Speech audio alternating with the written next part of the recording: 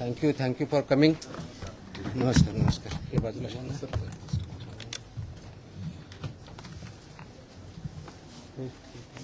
आपल्या फोडला बोलला तुम्ही बसा. थोडं पाठीमाग घेऊ का? थोडं पाठीमाग सरू का?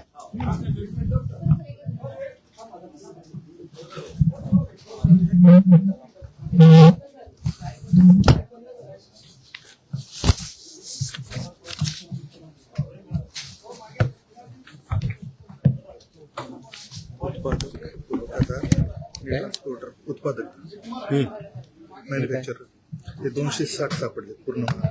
रिपीटेड कसे? नाही वेगळे.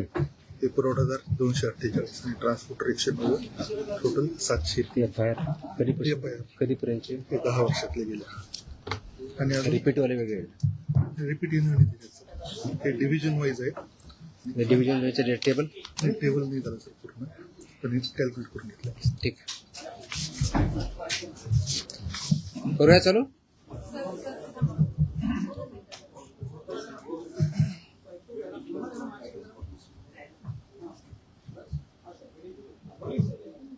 ओके.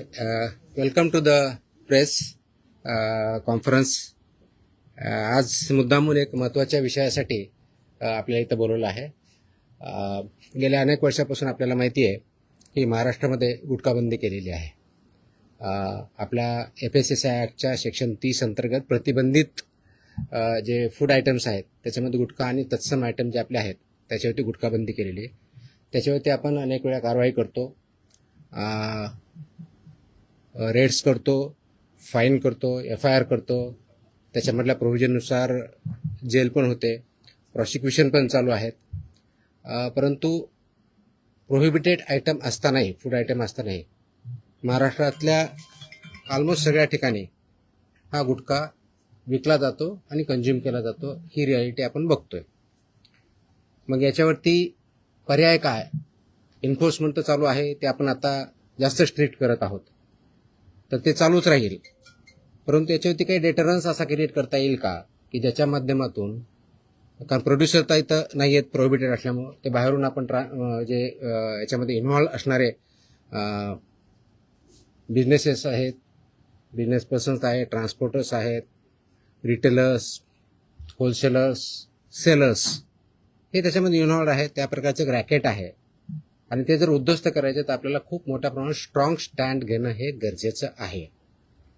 ह्या निष्कर्षापर्यंत शासन पोहोचलेलं आहे आणि म्हणून मध्ये बऱ्याच वेळेस याच्यावरती डिस्कशन पण झालं की काय केलं पाहिजे. आणि मी इथं जॉईन झाल्यानंतरही याच्यावरती आम्ही विचार केला काय करता येईल, कारण याच्यामध्ये this is a danger to public health आणि म्हणूनच तो आयटम प्रोहिबिट केलेला आहे.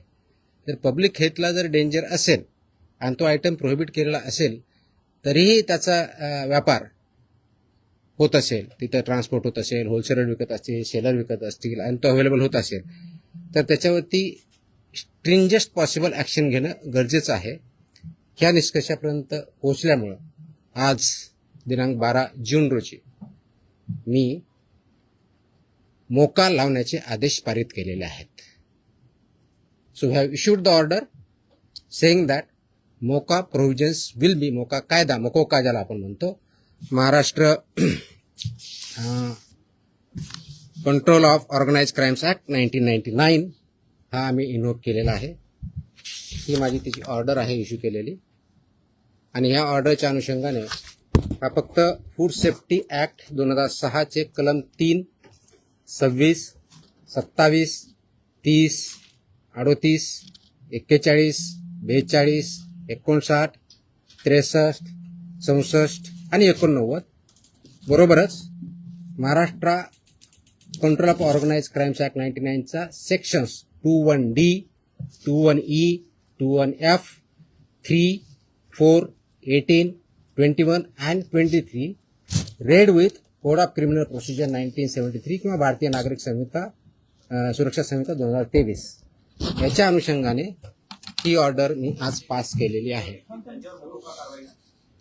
एक मिनिट मला बोलू तर द्या, माझं पूर्ण होऊ दे. पूर्ण झाल्यानंतर विचारा ना प्रश्न. सो ही कारवाई करताना हे प्रोव्हिजन्स आहेत.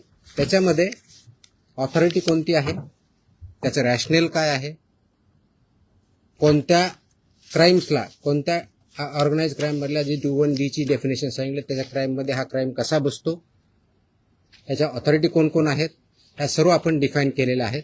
आणि याच्या अनुषंगाने अल्टिमेटली आपण काही ऑर्डर्स, डिरेक्शन्स या माध्यमातून दिलेल्या आहेत. त्याच्यामध्ये ज्या ज्या ठिकाणी हे मोर दॅन वन्स एखाद्या ह्याच्यामध्ये ट्रेड करणारा व्यक्ती, संस्था, आस्थापना असेल त्यांच्याविरुद्ध कंपल्सरी मोका इन्व्होक करायचे ही ऑर्डर आहे. त्याचबरोबर सेक्शन 23 ऑफ मोकोका ची जी प्रोसेस दिलेली आहे ती प्रोसिजर कंपल्सरी पाळायची हे पण आपण या सेक्शनमध्ये आदेश दिलेले आहेत. त्यानंतर persons and entities against whom MCOCA shall be invoked are manufacturers and producers of prohibited food products, number 1. Number 2, financiers funding their manufacture, procurement or distribution. Number 3, interstate and intrastate suppliers and commission agents. Number 4, transporters and vehicle operators, including agents who book or arrange transport. Number 5, godown operators, warehouse owners and store managers who knowingly store such products. 6th, wholesale dealers and distributors. 7th, sub-dealers and semi-wholesaler agents. 8th, retail sellers forming part of an identified organized network. And 9th, any other person who knowingly facilitates, abets, conceals or assists any of the above. त्या इतक्या जणांविरुद्ध मोकोका वापरायचे ह्याच्यामध्ये आदेश आपण केलेले आहेत. त्याचबरोबर प्रिझम्पशन ऑफ एलिजिबिलिटी जी आहे ते फक्त याच्यावरती नाही तर प्रिझम्पशन ऑफ एलिजिबिलिटी हे आपण ज्यावेळेस म्हणतो की any one or more of the following is present, ते स्ट्रॉंग प्रिझम्पशन फेवर करणारं मोकोकाला हे प्रोव्हिजन वापरायचं. आणि no officer shall refrain without recording specific return reasons approved by joint commissioner. रिजनचं जे असेल त्याच्यामध्ये की इंटरस्टेट सप्लाय चेन और मॅन्युफॅक्चर नेक्सस हे आपल्याला वरती न्यायचं, प्रिझम्पशन ऑफ एलिजिबिलिटीसाठी वापरायचं आहे. Clandestine godowns, fake labels, dummy firms और फॉर्ज्ड इनव्हॉइसेस याच्यासाठी सुद्धा हा वापरायचा आहे. Simultaneous seizures across multiple districts pointing to a common syndicate त्याच्यासाठी सुद्धा वापरायचं आहे. करप्शन ऑफ इन्फोर्समेंट ऑफिशियल्स और intimidation of informants of witnesses यासाठी आपण वापरणार आहोत. Seizure value exceeding ₹10 lakhs in a single action or ₹25 lakhs cumulatively from the same account or network, and financial flows indicating systematic profiteering including hawala or benami channels याच्या सुद्धा तिथे escalate करण्यासाठी हे सुद्धा प्रोव्हिजन त्याच्यामध्ये आपण वापरणार आहोत. याची ओरिजिनल ड्युटी आहे ते आपण फूड सेफ्टी ऑफिसरवरती देणार आहोत. डेजिग्नेटेड ऑफिसरच्या ड्युटी आपण याच्यात ज्याला असिस्टंट म्हणून त्यांना डिफाईन केलेल्या आहेत, जॉईंट कमिशनरच्या केलेल्या आहेत. नेटवर्क वाईड प्रॉसिक्युशन करायचं हे आपण सांगितलं आहे, पार्सल ऍक्शन घ्यायची नाही, कंप्लीट घ्यायची. आणि कॉन्फिस्केशन, अटॅचमेंट अँड फोरफिचरचं कसं करायचं ट्विन ट्रॅक स्ट्रॅटेजी ही पण त्याच्यामध्ये सांगितलेली आहे. त्याचं प्रॉसिक्युशन रजिस्टर मेंटेन करायचं सांगितलेलं आहे, बेलला अपोजिशन करायचं सांगितलेलं आहे, आणि procedure compliance with the criminal procedure code हे सुद्धा आपण मॅन्डेटरी केलेलं आहे. याचा सर्वांचा ऑब्जेक्टिव्ह जो आहे बेसिकली आपण मोका का वापरतोय, कारण हा स्ट्रिंजंट लॉ आहे, आय अंडरस्टँड, आणि त्याचं म्हणूनच खूप थॉट करून, विचार करून याच्यावरती कायद्याचे जे कलम आहेत, सेक्शन्स आहेत त्याचा अभ्यास करून this order is basically done to prosecute in the interest of food safety in violation but as an organized crime against public health. हा क्राईम पब्लिक हेल्थच्या अगेन्स्ट आहे. आणि आर्टिकल 47 ऑफ द कॉन्स्टिट्यूशन जे आहे ते स्टेटला मॅन्डेट करतं. That is where my order begins with. आणि तुम्हाला copy me देईलच, press note बरोबर ही कॉपी पण असेल, so that you can go through that order. It says the Article 47 of the Constitution of India cast upon a state primary duty to improve public health and in particular to bring about prohibition of consumption of substances injurious to health. हे already आपण prohibit केलेलं आहे, त्याचं implementation व्हावं, public health improve व्हावं आणि public health जी endanger होते ते कंट्रोल करता यावं या दृष्टिकोनातून मकोका कायद्याचे प्रोव्हिजन हे प्रोहिबिटेड आयटम जे 32 म्हणजे फसाई ऍक्टच्या सेक्शन 32 अंतर्गत जे आपण प्रोहिबिट केलेले आयटम आहेत त्यांच्यावरती आजपासून म्हणजे अगोदरच लागू करू शकलो असतं, पण आज आपण ती ऑर्डर काढलेली आहे and it will B implemented completely across the state of Maharashtra. Sir, जो कायदा केंद्राचा फळवाट चोरी जाते दुकानामध्ये पान मसाल्याच्या पुड्या आणि सुकी पुडी जे ते मिक्स केल्यानंतर गुटख्यासारखा पदार्थ तयार होतो. अशा पद्धतीने चालकीला कसं रोखलं जाणार, कारण तो स्पेसिफिकली गुटखा या टायटल खाली विकला जातो. त्याच्यामध्ये मिसलिडिंग ॲडव्हर्टाइजमेंट ऍक्ट आहे. तुम्हाला काही दिवसापूर्वी कारवाई केलेली बघितली. फसाईमध्ये सुद्धा मिसलीड करणं, लेबलमध्ये चुकीची माहिती देणं, इन्ग्रेडियंट चुकीचे असताना वेगळा क्लेम करणं हा सुद्धा गुन्हा आहे. त्यानुसार आपण कारवाई करतो त्याच्यावरती. तर सर, ही जी चालाकी केली जाते, दिस इज मिसलिडिंग. तर मिसलिडिंगला कायदा आहे. दुसरं मिश्रण जे असतं जे पान मसाला त्याला सुद्धा याच्या अंडर घेतलं जातं ते तंबाखू मिश्रण. मी तेच सांगतोय की आपल्याला कोणताही एखादी ज्यावेळेस प्रॉडक्ट असतो त्याच्यावरती लेबल कोणतं असावं, ते कोणत्या स्टँडर्डचं असावं, त्याच्यामध्ये कोणते कोणते इन्ग्रेडियंट असावे, त्याची काय व्हॅल्यू आहेत वेगवेगळ्या, त्या दिले, त्याचे रेग्युलेशन्स आहेत. फसाईमध्ये रेग्युलेशन्स दिलेले आहेत, व्हेरी क्लिअरली दिलेले आहेत. त्याचबरोबर ॲडव्हर्टायझिंग आणि मार्केटिंगचे सुद्धा रेग्युलेशन्स क्लिअरली आहेत. त्याचं व्हायोलेशन जिथं जिथं होतं त्या प्रोव्हिजनचा वापर आम्ही तिथं करणार आहोत. सर, याची जेव्हा कारवाई केली जाते तेव्हा लोकल पोलिसांची भूमिका खूप महत्वाची असते. स्पेशली बीट मार्शल आणि यांचा जो व्हिजिलन्स असतो तो अनेक वेळा नेक्सस तिकडे दिसून येतो अनेक पानटपऱ्यांवरती. ते कसं ब्रेक केलं जाणार, का आपल्याकडनं कडक कारवाईची तरतूद सगळ्यांकडून. त्याच्यामुळे तुम्ही जर आता मी वाचलं व्यवस्थित ऐकलं असतं तर त्याच्यामुळे तुमच्याकडनं प्रतिक्रिया त्याच्यावरती अपेक्षित. पोलीस आणि नेक्सस जे अनेक ठिकाणी it's not about police or FDA किंवा food safety officers. It is the holistic. याच्यामध्ये कंझ्युम करणारा आहे तेवढा जबाबदार आहे, विकणारा आहे तेवढा जबाबदार आहे, इन्फोर्स न करणारा आहे तेवढा जबाबदार आहे. जो कोणी जबाबदार असेल आपण त्याच्यावरती कारवाई करणार आहोत आणि स्ट्रिक्ट करतोय. तुम्ही गेल्या काही दिवसामध्ये बघितलं असेल, हा ज्यावेळेस प्रोहिबिट केला त्यावेळेसचा उद्देश हाच होता की it's a danger to public health.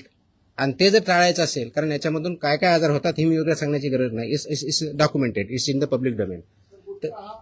ते करण्यासाठी आपल्याला स्ट्रिंजंट ऍक्टचे प्रोव्हिजन आपण आज का इन्व्होक करतोय, कारण जेवढ्या इफेक्टिव्हली आपल्याला करायचं होतं तेवढं होऊ शकलं ना. हा डेटाच्या आधारे तुम्हाला मी डेटा सांगतो, म्हणजे जस्ट फॉर इन्फॉर्मेशन आपल्याला हा एक असेल की आतापर्यंत गेल्या 10 वर्षात ऑलमोस्ट आपण FIR किती केलेले आहेत महाराष्ट्रामध्ये. 32चा FSSAचा जो सेक्शन प्रोहिबिट केलेला आहे याच्यावरती. जे मॅन्युफॅक्चरर्स आहेत त्यांच्या विरुद्ध 260 मॅन्युफॅक्चरर्स FIR आहेत आपले.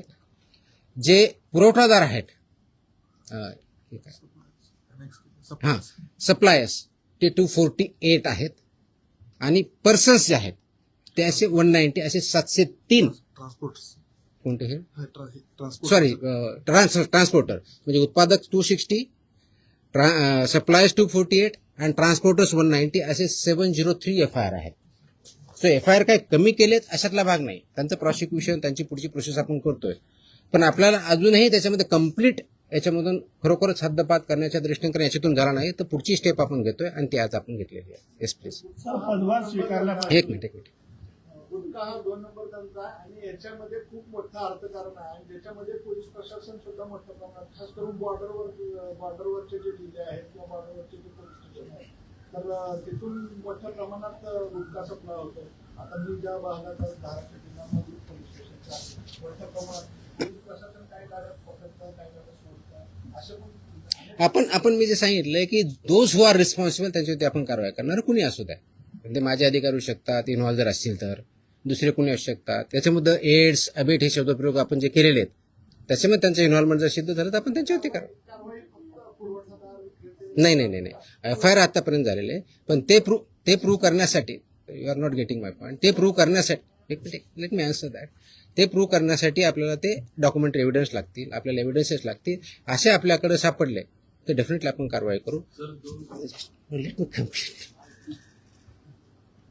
याच्यामध्ये आमचे काही अधिकारी इन्व्हॉल्व आहेत असं खूप अलिगेशन होतात, कंप्लेन येतात, आम्ही त्या व्हेरीफाय करतो. पुढच्या काही दिवसामध्ये असे काही अधिकाऱ्यांचं इन्व्हॉल्वमेंट आहे किंवा नाही याच्याबद्दलचे इन्व्हेस्टिगेशन आमच्याकडे सध्या चालू आहेत. त्याच्यातून जे रिझल्ट येतील ते आपल्यापर्यंत येतीलच. सर, आपण पदभार स्वीकारल्यापासून अनेक कारवाई केलेल्या आहेत. आतापर्यंत जेवढ्या कारवाई झाल्या साधारणपणे किती कारवाई झाल्या, किती तो डेटा मी प्रेसमध्ये दिलेला आहे ना. नाही, मी डेटा मी प्रेसमध्ये दिलेला आहे. टीव्हीला त्या बाईट स्वरूपात नाही, माझ्या टोटल आता काही कारवाई केल्या खूप केल्यात. दररोज मी प्रेस देतोय. आणि किती आहे गुन्हे दाखल झाले. देतो. Yes please. प्रोहिबिटेडची एका वेळेस एक मिनिट. I answer every question. Let me I come to. हां,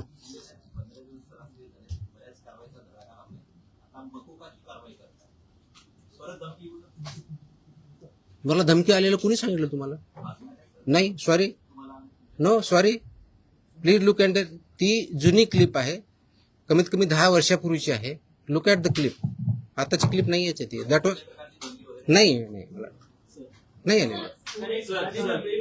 that clip if I remember correctly, मला आठवत नाहीये, इफ आय रिमेंबर करेक्टली बहुतेक ती पुण्यातली क्लिप आहे, फेनावाजीन पीएमपीएम आहे. चेकआउट तुम्ही बघा, ते क्लिप आताची नाही, मला कोणतरी पाठवली, मला कोणतरी विचारलं, मला अशी धमकी नाही आलेली. येतो मी त्यांना येतो. Let us focus on this. There are so many issues. Let us focus on this.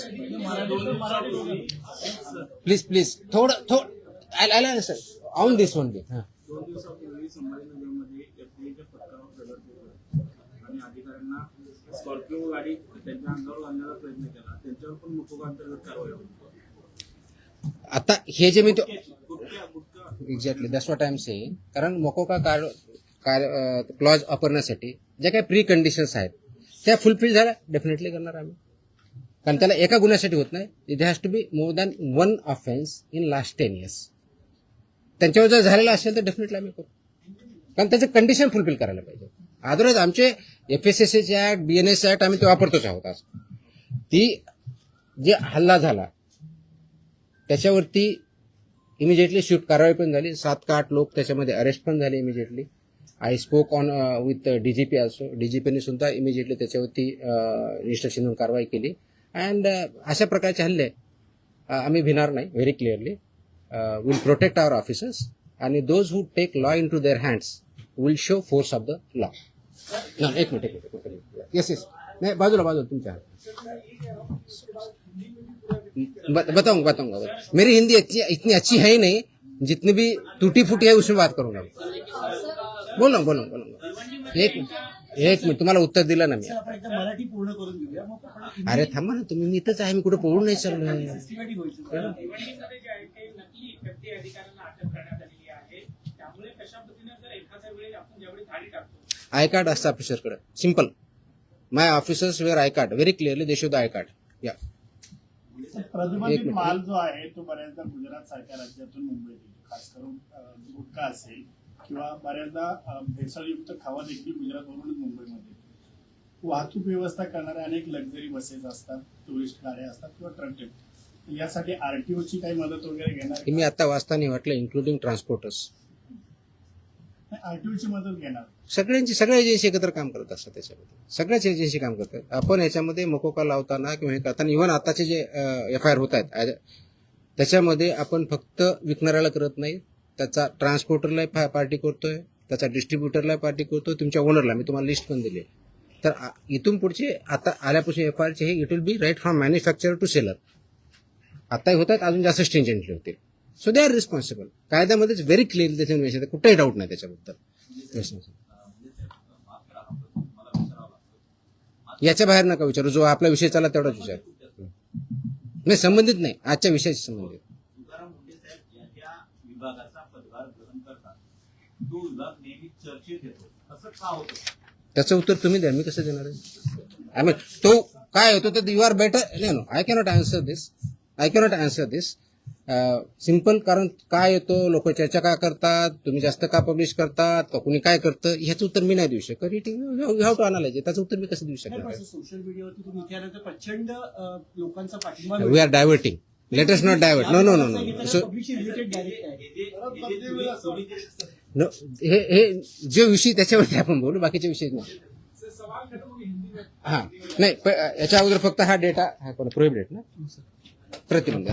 आता तुम्ही जो विचारला होता प्रश्न की मी 25 मे ते 11 जून या काळामध्ये प्रोहिबिटेडच्या बाबतीत म्हणजे प्रतिबंधित आयटमच्या बाबतीतला सांगतोय, बाकीच्या नाही सांगत आहे, कारण हा प्रोहिबिटेडचा विषय आहे. म्हणून तपासणी केलेल्या आस्थापना म्हणजे प्रोहिबिटेडच्या बाबतीत त्या 354 आहे, 354. बाकीचे असेल ना आपल्याकडे पुढचे केलेले ती पण असेल ना, तो पण मागवा ना. आणि ड्रगचे असेल तर ड्रगचं पण मागवा. त्याच्यामध्ये नाही सॉरी, प्रतिबंधित पदार्थ आढळलेल्या आस्थापनाची संख्या 344 सापडली आपल्याला. तपासणी 354 केली, 344 मध्ये फाइंड आउट झालं.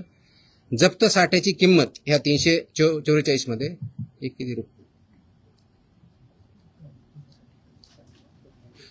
3,27,24,629 rupees. 3,27,24,629 rupees. FIRs 235. Arrested people 350. Seal establishment of this 344 are 274. Seized vehicles are 26, and the price of that vehicle is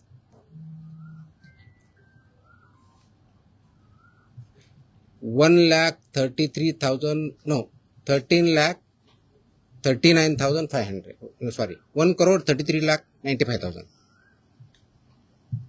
So this is about 25 मे ते 11 जून प्रोहिबिटेड आयटमच्या बाबतीत जी मोकोका आपण लावला त्याच्या बाबतीतची माहिती आहे. आणि किती जप्त? 26. त्याची कॉपी पाहिजे कॉपी द्या सर्वांना. Okay okay. So I am giving you the press note detail in Marathi and I'm attaching the order also, so you are aware of this. Order is in English. ते आम्ही मराठीमध्ये आम्ही पाठवतो आमच्या ऑफिसला. It's a big exhaustive order आहे. जवळजवळ किती पानाची आहे? 8 पानाची ऑर्डर आहे. कारण याच्यामध्ये रॅशनिंग डिस्ट्रीब्यूट सगळं आहे. So will get this one press note plus this one. हिंदीमध्ये माझी हिंदी चांगली नाही होत एवढी यार. मैं इतना बुरा लगूंगा उसमें. मैं इंग्लिश में बोल सकता हूँ. हाँ हाँ हाँ.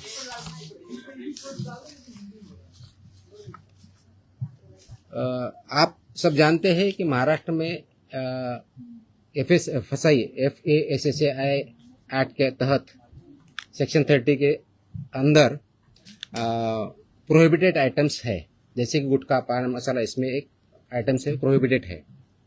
इसका मतलब ये होता है कि ये प्रोडक्ट, फूड प्रोडक्ट जो है प्रोहिबिटेड, वो महाराष्ट्र में मैन्युफैक्चर नहीं हो सकता है, ट्रांसपोर्ट नहीं हो सकता है, स्टोर नहीं हो सकता है, सेल नहीं हो सकता है.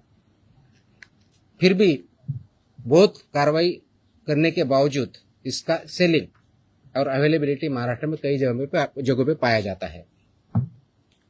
इसलिए गवर्नमेंट शासन ने ये डिस्कशन कर रही थी कि इस पर क्या किया जाए, कौन सा स्ट्रिंजेंट एक्ट या क्लॉज या कार्रवाई की जाए जिसकी वजह से ये एक्चुअली प्रोहिबिट होगा, क्योंकि ये this is a endanger to public health के लिए हानिकारक है. इससे पब्लिक हेल्थ इंडेंजर होती है. ये नॉलेज पब्लिक डोमेन में है. तो इसके तहत आज हमने मोकोका एक्ट जो है महाराष्ट्र का, Maharashtra control of organise crime act 1999, ये इसमें इन्वोक करने का निर्णय लिया है, लागू किया है कि जो ये बिजनेस में मैन्युफैक्चरिंग करते हैं, ट्रांसपोर्ट करते हैं, सेल करते हैं, डीलर्स है, सेमी डीलर्स है, ये सबको ये प्रोविजन के अंदर अभी कार्रवाई की जाएगी. उसकी जो प्रोसीजर दी है सेक्शन 23 के अंदर मोकोका के, वो फॉलो करके ये मैंडेटरी किया गया है कि जो मोकोका के प्रोविजंस के में लायबल है वो मैंडेटरी हमारे ऑफिसर एफआईआर करते समय मोकोका का प्रोविजन एक्ट इन्वोक करेंगे और उनको पनिशमेंट करेंगे. इसका ऑब्जेक्टिव है, उद्देश्य है कि पब्लिक हेल्थ जो इंडेंजर हुई है इसकी वजह से उसको पूरा तरीके से रोका जाए, और वो जो हमने प्रोहिबिशन किया है आइटम्स में उसका अवेलेबिलिटी महाराष्ट्र में कहीं न हो और लोग उसको न खाए, जिसकी वजह से उनकी हेल्थ अच्छी रहेगी, उनका हेल्थ अच्छे रहने की वजह से उनका प्रोडक्टिविटी अच्छी रहेगी, और जो ह्यूमन डेवलपमेंट है, ह्यूमन ग्रोथ है, उसको भी अच्छी तरह से हो जाएगा. इसीलिए ये प्रोविजन आज हमने इन्वोक किया है. इसका ऑर्डर हमने आज as a commissioner food safety Maharashtra बोल के इश्यू किया है, और ये लागू हो रहा है और ये सब स्ट्रिक्टली आगे इम्प्लीमेंट होगा. अब तक का लास्ट 10 साल में जो मैन्युफैक्चरर्स है उनके खिलाफ 260 एफआईआर हुए हैं, जो सप्लायर्स है 248 एफआईआर हुए हैं, जो ट्रांसपोर्टर्स है 190, ऐसी 703 एफआईआर भी हो चुके हैं. इसका डेटा हमने मांगा है, उसका एनालिसिस भी चल रहा है. तो मेरी ये सुझाव है, वार्निंग है, those who are involve in this business, इधर मैन्युफैक्चरर और ट्रांसपोर्टर्स और सेलर्स और डीलर्स और सेमी डीलर्स, ये महाराष्ट्र में आप काम बंद कीजिए, नहीं तो ये कानून के हिसाब आपको कड़ी से कड़ी आपको सजा इसमें पता है वो दिया है, इसी शासन सजा देंगे, प्रोसिक्यूट करेंगे, और हम महाराष्ट्र जो प्रोहिबिटेड आइटम है उसमें नहीं मिलने देंगे. किस के तहत खिलाफ ये कार्रवाई हुई? ये जो हमने बताया कि इसमें कौन कौन आता है, तो इसमें मैन्युफैक्चरर आएंगे, manufacturer end producers of prohibited items, financiers funding जो करते हैं मैन्युफैक्चर के लिए या प्रोक्यूरमेंट के लिए या डिस्ट्रीब्यूशन के लिए, वो भी आएंगे। इंटर स्टेट और इंट्रा स्टेट सप्लाईज जो है वो भी इसमें आएंगे, कमीशन एजेंट्स भी इसमें आएंगे, ट्रांसपोर्टर्स आएंगे, व्हीकल ऑपरेटर्स आएंगे, इंक्लूडिंग एजेंट्स हु बुक और अरेंज फॉर ट्रांसपोर्ट, वो भी आएंगे। गोडाउन ऑपरेटर्स आएंगे, वेयरहाउस ओनर्स आएंगे and store managers who knowingly store such products, वो भी आएंगे। होलसेल डीलर्स एंड डिस्ट्रीब्यूटर्स भी आएंगे, sub dealers and semi wholesalers भी आएंगे, एजेंट्स भी आएंगे, retail sellers forming part of an identified organise network भी आएंगे, और एनी अदर पर्सन नोइंगली, जानबूझ के उसको अबेट करता है, इंफॉर्मेशन कंसील करता है या असिस्ट करता है, ये सब के खिलाफ लगेगा। सेलर है,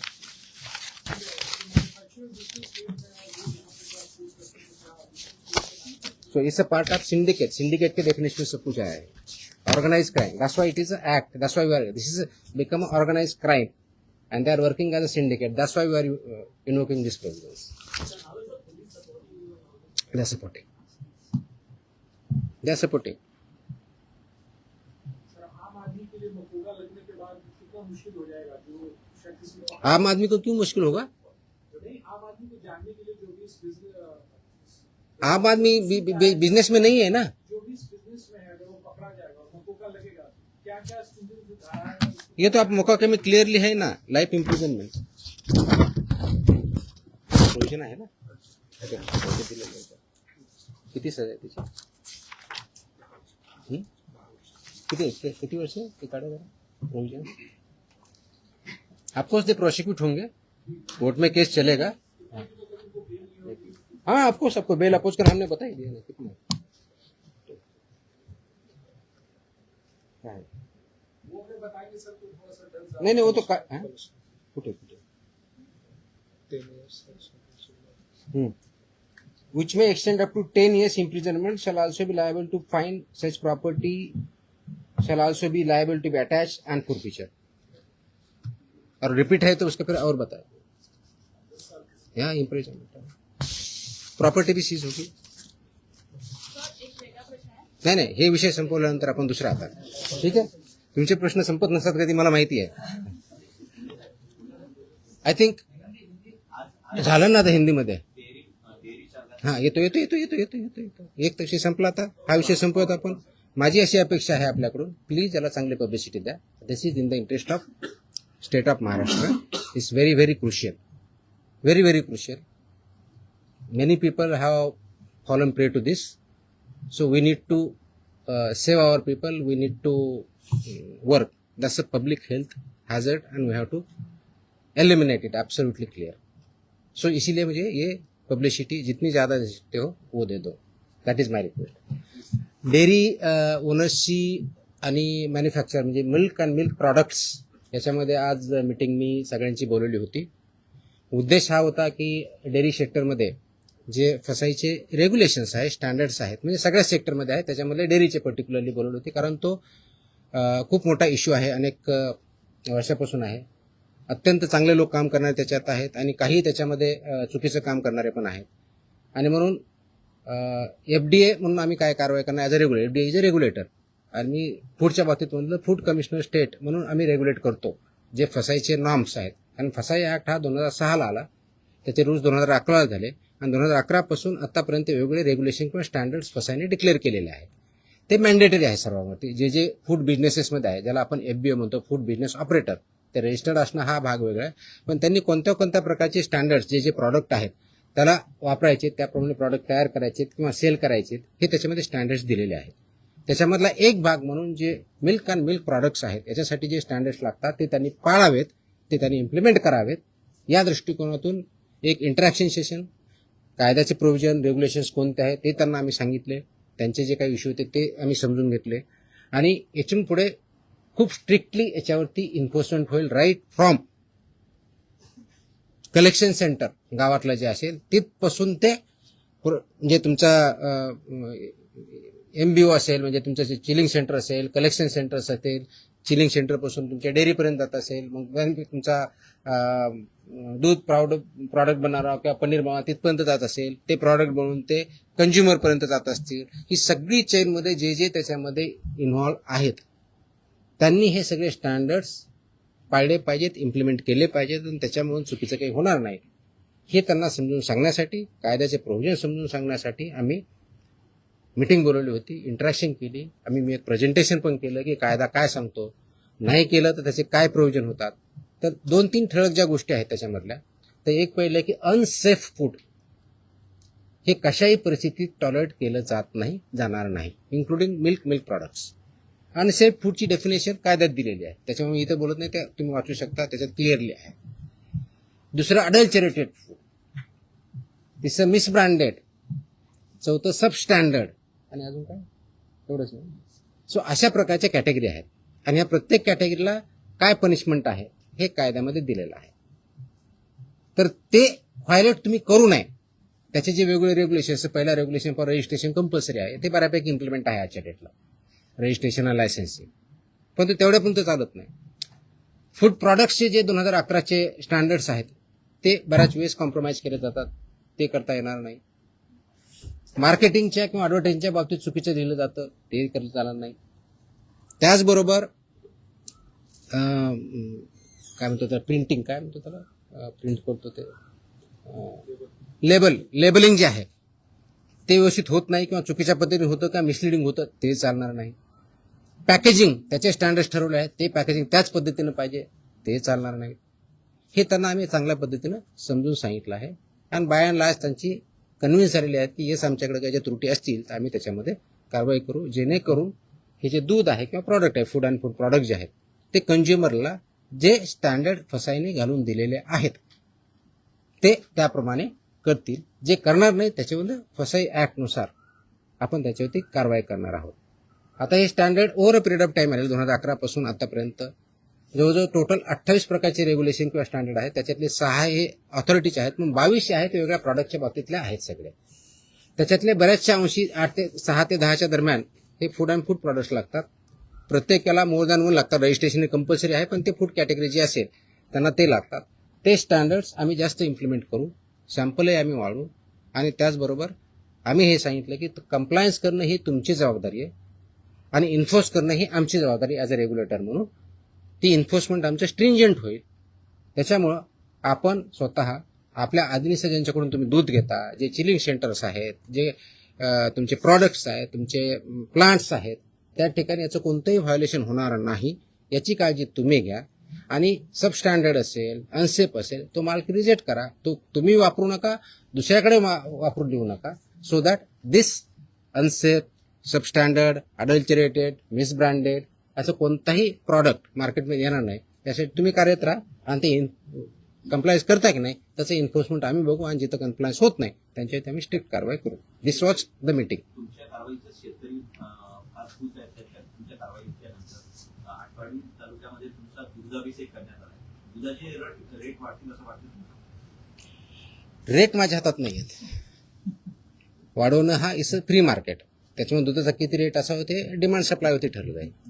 पण आपण अडल्चरेशन बंद करू शकलो, आपण सबस्टँडर्ड दूध बंद करू शकलो, प्रॉडक्ट्स बंद करू शकलो, तर ऑफकोर्स प्युअर दुधाला डिमांड वाढेल. ऑफकोर्स मार्केट फोर्सेसनुसार त्याचे जे काही परिणाम होते ते होते. आतापर्यंत ज्या कारवाया झाल्या, अनेक जप्त केलेला माल आहे तो टेस्टिंगसाठी पाठवण्यात आलेला आहे. किती अहवाल येणे बाकी आहे? आता खास करून दूध किंवा दुग्धजन्य पदार्थ यांचे लवकर नाशवंत होतात, त्याची आम्ही काळजी घेत आहोत. त्याचे जे पिरियड दिलेला आहे, ड्रगच्या बाबतीत 60 दिवसाचा असतो, फूडच्या बाबतीत 14 दिवसाचा असतो, त्या वेळेतच येथील आम्ही इन्श्युअर करतोय. त्याची सुद्धा मी आढावा घेतलेला आहे. आपल्याकडं 3 ठिकाणी आपल्या स्वतःच्या लॅब आहे. पुण्याला आपली हेल्थ डिपार्टमेंटची ऑलरेडी लॅब आहे, प्लस मुंबईमध्ये BMCची लॅब आहे, प्लस गव्हर्नमेंट ऑफ इंडियाच्या फसाच्या PPP वरती लॅब आहेत. त्याच्यामुळे आपण ते सॅम्पल वेळेत कसे होतील याची आपण काळजी घेत आहोत. मनुष्यबळा संदर्भात देखील मागे एकदा भरपूर एकाच दिवशी सगळं तुम्हाला परत प्रश्न यायचं नाही का असं सांगा, मी सांगू शकतो. नाही रोज तर नाही शक्य, पण इन बिटवीन आपण भेटत जाऊ. 100 नहीं इसमें मुकदमा वो प्रोहिबिटेड आइटम के लिए है. ये जो पहले जो मुकदमे दर्ज किए गए हैं, विल एज आई टेल ना, इसमें रिपीट ऑफेंसेस कितने हैं, क्या है हम देखेंगे. Will examine everything. We have collected data, we have started work on that. ये एक दिन का ऑर्डर नहीं है. It has lot of thought has gone into it. जो कंडीशन में अगर फुलफिल करता है डेफिनेटली, इसीलिए मैंने मैंडेटरी किया है ना उसको. या सरकारी रुग्णालयांना पुण्यातील आणि पिंपरी चिंचवडमधील रुग्णालयांना हिंदुस्तान अँटीबायोटिक्स कंपनीमधून औषध निर्मिती थांबवण्याचा निर्णय आपल्या विभागाने घेतला आणि औषध निर्मितीमध्ये त्रुटी आढळल्याने हॉस्पिटल औषध निर्मिती. हॉस्पिटलमध्ये जे इंजेक्शन आणि सलाईन पुरवठा करतात ना, हां त्या पुण्यातील आणि पिंपरी चिंचवडमधील हिंदुस्तान अँटीबायोटिक कंपनीमध्ये औषध निर्मिती थांबवण्याचा निर्णय घेतला होता, असं यांनी बजावलं. म्हणजे कुणी? आपल्या विभागाने कुठे एक कॉपी होती. प्रश्न आलाय मला. नाही तुम्ही प्रश्न असा अझम्पशनवर प्रश्न नका ना विचारू. असा अझम्पशनवर प्रश्न नका विचारू. तुमचा काय फॅक्ट्स काय ते सांगा. मग अशा आदेश बाजूला असा प्रश्न आला तर कुणी आदेश बरोबर हे तर पाहिजे माहित पाहिजे. औषध निर्मितीमध्ये त्रुटी आढळल्याने शोकॉज नोटीस बजावण्यात आली. प्लीज थोडंसं तुम्हाला समजून सांगतो. कंटेक्स्ट मध्ये मी त्या स्पेसिफिक केसबद्दल बोलत नाही, कारण तुम्ही स्पेसिफिक प्रश्न विचारत नाही. मी तुम्हाला जनरल सांगतो. काय असतं की मार्केटमध्ये जे आपले ड्रग्ज असतात म्हणजे मेडिसिन्स असतात, त्यांचं आम्ही चेकिंग करत असतो. चेकिंग करताना परत सबस्टँडर्ड, अडल्चरेटेड आणि याच्यामध्ये ड्रगमध्ये एक कॅटेगरी आहे स्प्युरियस किंवा मिसब्रँडेड, या प्रकारचे आढळले तर त्याला पनिशमेंट ड्रग्ज अँड कंट्रोल ॲक्टनुसार आम्ही करतो. अशा जर काही कॅटेगरी आढळल्या असते आमच्या याच्यामध्ये तर there is a provision called recall order म्हणतात त्याला, आणि स्टेट ड्रग कंट्रोलर ते करत असतो. ती प्रोसेस आम्ही चालू केलेली आहे. म्हणजे आम्ही कुठं आम्हाला कंप्लेंट आले, मी व्हेरीफाय केलं, आम्हाला वाटलं, आम्ही सॅम्पल घेतले, त्याच्यातून आम्हाला ह्या 4 कॅटेगरीपैकी जी कोणती आलेली आहे तर तो प्रॉडक्ट मार्केटमधून, फक्त हॉस्पिटलमधून नव्हे, मार्केटमधून आम्ही रिकॉल करतो. त्या कंपनीला सांगतो आणि त्याची मी पब्लिसिटी पण करतो.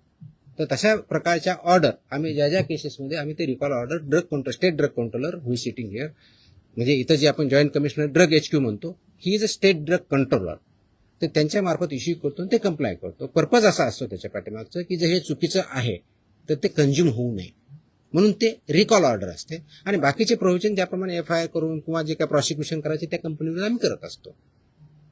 तर अशा आमच्या पुण्यातले जे एक आम्ही हे केलेलं आहे, कोणते ते हां पुण्यामध्ये शेड्यूल H मधले औषधे जप्त केले होते 11.19 लाखाचे. That is Cipla company. तर त्याची आमची तिथल्या लोकलनी केली, पण इथून आमची ऑर्डर आज 1-2 दिवसामध्ये रिकॉलची जाईल. त्याच्यामुळे ते प्रॉडक्ट जे असतील ते पूर्ण मार्केटमधून पूर्ण अक्रॉस कुठे असू द्या, इंडियामधले कुठे असू द्या, ते रिकॉल होतील. तसेच बाकीच्याही गोष्टीवर आम्ही कारवाई केली. That is the provision you should understand. हे रिकॉल ऑर्डर असते. It's a standard procedure as per the drug control act 1940 आणि त्याच्या अंदर 1945 ची स्टँडर्ड प्रोसिजर आहे. वी आर फॉलोइंग इट ना. कदाचित अगोदर होत नव्हती, नाही माहीत, मला माहीत नाही, but will follow it so that public हेल्थला त्याच्यातून डेंजर राहणार नाही. आणि ऑफकोर्स ज्यांनी प्रोड्यूस केलेलं आहे, जे सेल करतात, त्यांच्यावरती नियमानुसार आपले कारवाई. ओके, बिफोर यू फॉरगेट एक लास्ट अजून एक आदेश मी आज पारित केलेला आहे. हा आदेश आहे ड्रग्स, म्हणजे माझ्याकडे 2 सेक्शन, एक फूड आहे आणि एक ड्रग आहे. हा आदेश आहे की बऱ्याच ठिकाणी आमच्याकडे कंप्लेन येतात, माहिती भेटते की हॉस्पिटलमध्ये कुणी पेशंट ॲडमिट जर असेल आणि त्याला जे काही औषधी लागत असतील तर ते त्यांच्याच फार्मसीमधून घ्यायचे, अशा काही कंप्लेंट असतात आमच्याकडे. By law they cannot force any hospital तिथूनच घ्यायचं मॅन्डेट नाही आहे. त्याचे आदेश आम्ही जारी केलेले आहेत. आदेश त्याची पाहिजे तर कॉपी आम्ही प्रेस कदाचित उद्या दिली का त्या, पण माहितीसाठी म्हणून देतोय की ऑलरेडी केले की असं त्यांना करता येत नाही. कोणत्याही पेशंटला जर बाहेरून आणायचं हा त्यांचा चॉईस आहे. यू कॅनॉट फोर्स एनीबडी की तुमच्याच फार्मसीमधून किंवा ह्याच फार्मसीमधून किंवा त्याच फार्मसीमधून घ्या, हे तुम्ही पेशंटला फोर्स करू शकत नाही. हे आम्ही सगळ्यांना ऑर्डर काढलेली आहे आणि इट विल बी इन्फोर्स्ड, कारण तो सिटिझन्सचा किंवा पेशंटचा राईट आहे कुठून परचेस करायचा. त्यांना तुम्हाला प्रिस्क्रिप्शन द्यावं लागेल. प्रिस्क्रिप्शन दिल्यानंतर त्यांना जिथून आणायचे तिथून आणतील. त्याच्यामुळे यू कॅनॉट फोर्स की तुमच्याच फार्मसीमध्ये घ्यावा. तो पण आदेश आज आम्ही पारित केलेला आहे. जर डॉक्टरने लिहून दिलं प्रिस्क्रिप्शन, तो त्याच्यात जो प्रिस्क्रिप्शन किंवा पुढे जे काही लिहून देईल ते फक्त त्याच्याच मेडिकलमध्ये अवेलेबल असतं, जर दुसरीकडे घ्यायला गेला तर तिथं उपलब्ध नसतं. असं का बरं होईल? हो सर, आहे. मला तरी अनुभव आहे. बँड्रामधले डॉक्टर म्हणजे मेडिसिन फक्त त्याच्या हॉस्पिटलसाठी. Hold on. ऐकून घ्या. ते मेडिसिन फक्त त्याच्या हॉस्पिटलसाठी बनवलं आहे का? त्याच्यात मेडिकल सांग. त्याच्यामध्ये स्टँडर्ड ज्या ऍडवायझरीज आहेत त्या ऍडवायझरी अशा आहेत की त्यासाठी जेनरिक ऑप्शन काय हे पण देऊ शकतात, ते मागू शकता पेशंट. अशा स्पेसिफिक आले तर आम्ही कारवाई करू. मला स्पेसिफिक लागले, जनरल नको, आम्ही कारवाई करू. There is a law. मैं है नहीं बोल रहा, मैं क्वेश्चन नहीं कर रहा हूँ. अगर ऐसे हमारे पास स्पेसिफिक कंप्लेन आते हैं हम कार्रवाई करेंगे ना. असं कसं ते कंटेंट पेक्षा ते ब्रँड नेम देतात, त्यामुळे लोक ब्रँड नेम वरती जातात आणि कंटेंट हा खूप मोठा विषय आहे. प्रिस्क्रिप्शन कसं लिहावं, कुठं लिहावं, कोणतं द्यावं, आता त्याच्यात मी जाणार नाही की तो माझा डोमेन नाही आहे. माझा ड्रगच्या बाबतीतला जो इश्यू आहे, अशा प्रकारच्या कंप्लेंट जर आमच्याकडे आल्या तर will definitely investigation look into it. Okay, I think I have satisfied everybody. आणि मोकोकाला जरा वाईट पब्लिसिटी आहे. येस, हे अगोदर नाही सांगायचं का? अरे नाही, आता नाही, बाकीचे सगळ्यांना नाही, प्रिंटमध्ये द्या. It is required and it is essential also. Okay, चलो, थँक्यू. सर पीएम म्हणजे ट्रेडमार्क की तुकाराम मुंडे?